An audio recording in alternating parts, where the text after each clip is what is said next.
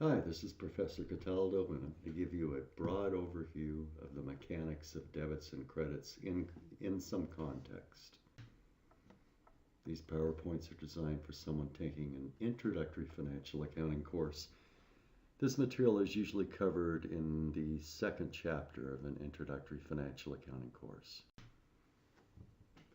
This is the PowerPoint slide that you want to focus on, and if you want to, you should print this out. Debits and credits. Debit's always on the left, credit is always on the right. That's because the debit and credit columns really represent a sheet of paper with a bunch of lines and columns. And you always put the debit in the left column, the credit in the right column. Sometimes there's a third column to the right, and that's a balance column. So it would be debit, credit, balance.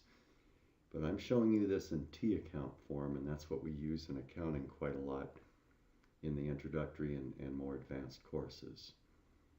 So always debit on the left, credit on the right, no exception. There's the accounting equation. Assets equal liabilities plus equity. This is purely mechanical. Notice that the plus sign is an increase and the minus sign is a decrease. Plus is increase, minus decrease.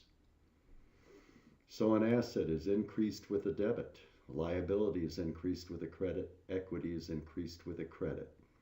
Assets equal liabilities plus equity. Therefore, if we assume only the increases, debits equal credits plus credits, or debits equal credits. The typical or normal balance for an asset is a debit. The typical normal balance for a liability is a credit. The typical or normal balance for an equity is a credit. Debits equal credits plus credits. Now at the bottom, there's an expansion of the basic accounting equation for revenues and expenses. Notice that revenues are increased with a credit, expenses are increased with a debit, or if you prefer, revenues are increased with a credit and equity is increased with a credit. Notice that relationship.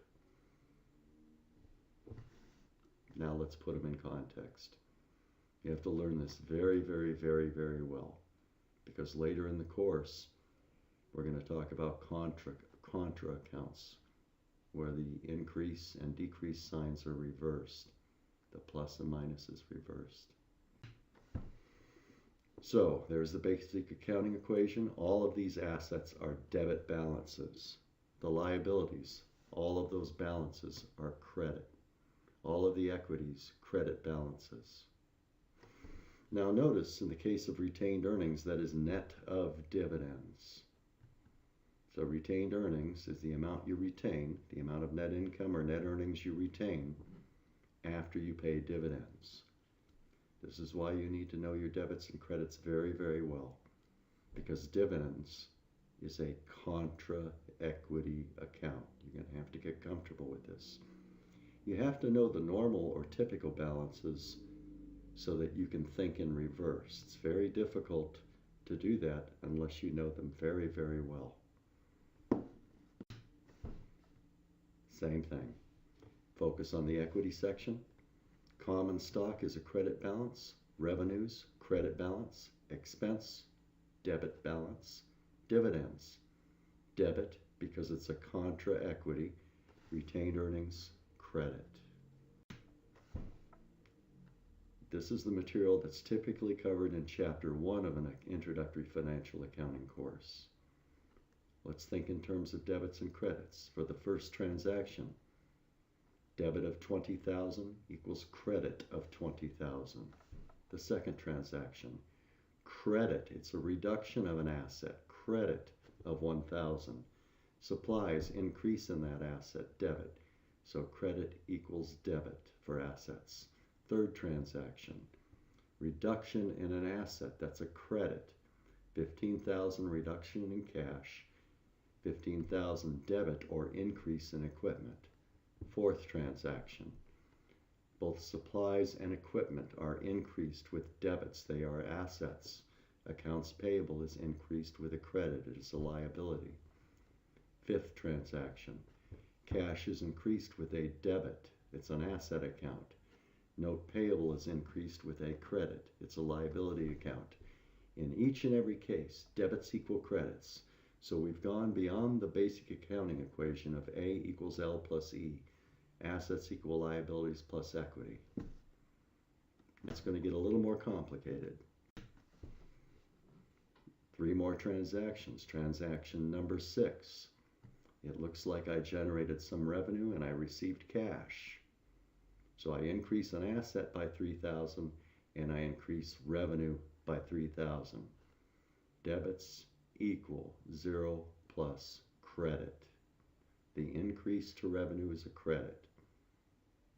7th transaction. It looks like I paid $800 in expenses. That's a reduction in an asset. That's a credit.